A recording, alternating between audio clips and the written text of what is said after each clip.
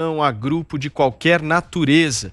Em entrevista à Globo News, o ministro confirmou que determinou a abertura de apuração interna sobre a possível elaboração de relatório sigiloso de inteligência com informações de servidores públicos que seriam ligados a movimentos contrários ao governo federal. Mendonça disse que não poderia negar e nem confirmar a existência do relatório, mas disse que o órgão não está fazendo perseguição política contra pessoas ou grupos específicos. No entanto, ele afirmou que o simples fato de um movimento se auto-intitular como antifascista não o daria imunidade contra investigações ou ações de inteligência. Na última sexta-feira, em entrevista aos Pingos nos Is, aqui da Jovem Pan, o ministro André Mendonça disse que só soube do suposto dossiê por meio da imprensa. Segundo o ministro, é de rotina que se produzam relatórios para prevenir situações que gerem insegurança para as pessoas, com potenciais de conflito, depredação e atos de violência contra o patrimônio público, ou seja, não é uma atividade que surgiu agora. E aí, Thaís? Engraçado, o ministro da Justiça dizer que não sabia disso, estava debaixo, segundo a reportagem, isso acontecia debaixo dos olhos dele. Aí ele vai fazer uma sindicância, tá tão espantado, there's gambling in this place, né? Parece uma coisa muito estranha, mas é bom que se investigue mesmo e nem sei se o melhor foro para isso seria uma sindicância.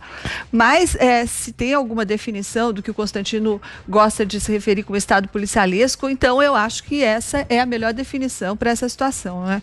Agora, eu queria chamar a atenção para outra coisa. Teve uma revelação tão ou mais grave que essa e que foi revelada por uma outra reportagem. Olha só, a brava imprensa que o Constantino tanto implica com ela, revelando coisas relevantes. Então, essa reportagem do Fantástico teve acesso ao conteúdo dos relatórios do Facebook. A gente lembra que o Facebook recentemente suspendeu as contas de vários usuários, incluindo vários assessores, alguns assessores do presidente Jair Bolsonaro e seus filhos Eduardo e Flávio Bolsonaro. Isso tudo já tinha vindo à tona, essa suspensão das contas por comportamentos inautênticos e várias coisas. Agora, o Fantástico teve acesso ao conteúdo dessas publicações. E é uma coisa estarrecedora. O assessor especial do presidente Bolsonaro, o senhor Tércio Tomás, que trabalha no Palácio do Planalto, ao lado do gabinete do presidente da República, se dedicava, por exemplo, a ficar falando mal do ex-ministro da Justiça, Sérgio Moro, ficar postando coisas negativas sobre o juiz Sérgio Moro, sobre o governador João Dória, sobre inimigos, adversários do presidente Jair Bolsonaro. E, segundo o Fantástico, por exemplo, uma página em nome do Tércio postou uma fake news, postava verdades e postava mentiras. Entre as mentiras, botou sobre o governador de São Paulo e sobre o prefeito de São Paulo. João Dória e Bruno Covas mandam abrir covas para a imprensa fotografar. Isso se referindo à epidemia do coronavírus em São Paulo. Então, descobriu-se, em suma, que esses assessores, pagos com dinheiro público, tinham contas falsas que inflavam críticas ao presidente Bolsonaro e inflavam elogios, aliás, o contrário, né? Inflavam críticas aos opositores do presidente Bolsonaro e inflavam elogios ao presidente Bolsonaro, né? E chegavam a simular, veja só, que eles eram representantes de jornais, quer dizer, que eles estavam em redações jornalísticas para fazer aquela fake news ou aquela notícia artificial ficar com cara de notícia de jornal, não é? Então, eu acho isso de uma gravidade sem tamanho e mais grave ainda. Lembrando que isso era feito por gente que está contratada pelo Palácio do Planalto ou pelo Congresso no Legislativo e sendo paga com dinheiro público para beneficiar os seus chefes, no caso, por exemplo, o presidente Jair Bolsonaro e seus filhos. E aí, Constantino? Paulo, vamos lá, é bom ter umas divergências de vez em quando, né? A Thaís está mais preocupada com certos memes ou algumas bobagens nas redes sociais. É até engraçado que essa reportagem, e é uma forçação chamar assim, né, do Fantástico, mostrou desse assessor aí, Tércio, uma das mensagens terríveis que ele estaria divulgando, né, com recursos públicos, tudo. Era um ataque ao Che Guevara, né, um assassino, porco, racista e por aí vai. E ele é exatamente tudo aquilo de que ele era acusado, né? Fazia uma descrição e falava, e do lado dele, Hitler. Comparando Che Guevara com Hitler, e são comparáveis mesmo, né? Para quem pelo menos estudou história e não com os professores de história que nós temos, que são doutrinadores. Eu não estou tão preocupado com isso. Agora, eu estou preocupado com gente que é servidor público, que tem estabilidade de emprego e que atua para subverter a ordem e atacar a democracia, como, por exemplo, fazendo parte de movimentos terroristas como o Antifa. Então vamos começar pelo óbvio, né? O ministro André Mendonça está certíssimo em constatar que o simples nome antifascista não é blindagem para nenhuma investigação.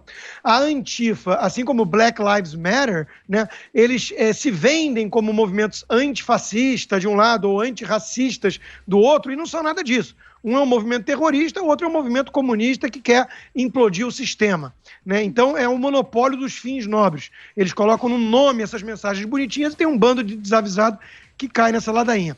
Outra coisa, empresas privadas fazem varredura nas redes sociais hoje em dia na hora de contratar. Então é preciso ter cuidado com o que está sendo chamado de dossiê aí. Até onde se escutou falar é pegar nas redes sociais e fazer um levantamento, né? Se é informação publicada, eu não vejo mal nenhum em você tentar mapear quem são os funcionários do Estado que estão lá atuando para subverter a ordem e boicotar o próprio governo. Nos Estados Unidos, o caso está levando ao Obama Gate, o Deep State, funcionários do FBI, por exemplo, de Estado, atuaram contra o presidente Trump. Isso é grave, isso é antirrepublicano. Então eu não vejo nenhum mal em você pegar o que é público e mapear. Fulano, ciclano e companhia estão atuando aí para jogar lenha na fogueira, atiçar movimentos antidemocráticos e por aí vai. Agora, claro, se é algo mais profundo, um trabalho de inteligência, aí não cabe ao Ministério da Justiça, aí cabe à ABIN. E isso é muito importante que seja feito, né? Você tem que ter um mapeamento decente de pessoas que, por gozarem justamente dessa estabilidade e são servidores públicos, muitas vezes se sentem na tranquilidade e no direito, o que é pior ainda, né, de agir para tentar derrubar um governo democraticamente eleito, porque ele tem uma simpatia ideológica com aqueles que passaram e deixaram um rastro de destruição e corrupção, né? São saudosistas do tempo do PT e estão atuando lá para boicotar e melar o governo que foi eleito, né? Eu lembro que essa história de dar uma preferência ou não de acordo com o viés político e ideológico não é de hoje, né? As histórias do Carlos Lessa, por exemplo, no BNDES são conhecidas, né? O grau de perseguição a diretores que eram mais liberais e de promoção àqueles que eram alinhados ideologicamente, né? Então isso aí, infelizmente, é do jogo, né? Eu acho que não é tão republicano, mas é do jogo. Agora, ficar atento a quem está incrustado no Estado jogando contra o governo, isso aí eu acho que faz parte. Eles são funcionários públicos do Estado e não agentes do PT. Se eles agem como agentes do PT, eles precisam ser denunciados por isso, sim. E aí, Azedo, o que você acha? Eu acho que são duas faces da mesma moeda, né? Tanto a questão das fake news, desses funcionários do Palácio Planalto envolvidos na produção de perfis falsos e fake news, como a atuação dos arapongas lá do Ministério da Justiça. Se criou ali um grupo de araponga. Isso acaba saindo do controle, porque, na verdade, quer dizer, são práticas não republicanas. Existem regras do jogo que precisam ser cumpridas na administração pública. Aquela coisa que o Max Weber falava, da ética da responsabilidade e da ética das convicções. Quer dizer, a alta burocracia, ela zela pela legitimidade dos meios empregados na ação política, porque os políticos se movem pelas suas convicções. Então, quando você tem um grupo de pessoas em posições estratégicas dentro do aparelho de Estado, no governo, operando sem levar em conta as regras do jogo, isso vira uma coisa perigosa, né? Você vê que o presidente da Comissão de Controle dos Serviços de Inteligência, o deputado Nelsinho Trade, convocou o ministro ao Congresso para ele dar esclarecimentos. Quer dizer, isso já está tendo repercussão no Congresso. E a forma como o ministro fala é de quem não tinha controle desse pessoal. E isso é da tradição desses arapongas, né? Só volta lá atrás, no no governo Figueiredo, né? Volta no governo Figueiredo. Então, assim, mesmo no regime militar, se perdia o controle desses grupos, né? E, nesse caso, não é propriamente uma tarefa do Ministério da Justiça organizar um grupo de arapongagem. Existe a BIM, existe o Gabinete de Segurança Institucional, que tem equipamento, gente treinada, qualificada, para fazer o trabalho de inteligência do governo e municiar o presidente da República de informações. Então, eu acho que isso aí ainda vai render. A gente não pode ficar minimizando isso. Muito bem, Azedo. Thaís, você me pediu a palavra? Só para reforçar, porque o Constantino fala, 1 ou 2 memes, eu acho que é bem diferente, é bem mais que uma questão de 1 ou 2 memes, né? Trata-se de uma prática em que o governo federal paga pessoas da confiança do presidente e dos seus filhos para caluniar, para difamar ou mesmo para desgastar adversários do presidente. E repito, com dinheiro público. Então, se o presidente quiser falar mal dos adversários dele, fica à vontade, ele compra os outdoors, ele publica, agora está na moda mandar botar outdoor nas ruas, ele que faça isso, né? E não usar o dinheiro nosso, meu, seu dinheiro do contribuinte para fazer isso, para forjar redações fictícias e ficar bancando, o que afinal é aquilo que muita gente dizia que não existia. Isso é nada mais, nada menos do que o gabinete do ódio bancado com recursos públicos, nossos, do contribuinte. Constantino. Não, uma vez mais, né? Se isso é o gabinete do ódio, se usar assessores que cuidam das redes sociais para atacar adversários com ou sem fake news, e aí esse é um outro debate, né? Vai depender da definição e quem diz o que é ou não fake news, mas se isso é gabinete do ódio, a única coisa que eu quero constatar aqui é que não é exclusividade do Bolsonaro.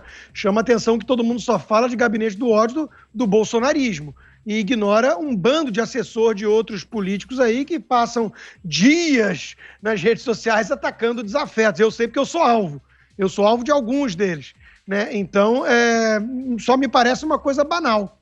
É que nem a história da rachadinha. Você está banalizando a rachadinha. Não, eu estou chamando a atenção que era uma prática comum e que o viés e os holofotes 100% da mídia voltados para o bolsonarismo diz mais sobre a mídia do que sobre a rachadinha. A mesma coisa em relação ao gabinete do ódio. Muito bem, gente, são 5h48. Deixa eu atentar para uma questão aqui, tá vendo esse GC bem aqui, ó? Sempre vai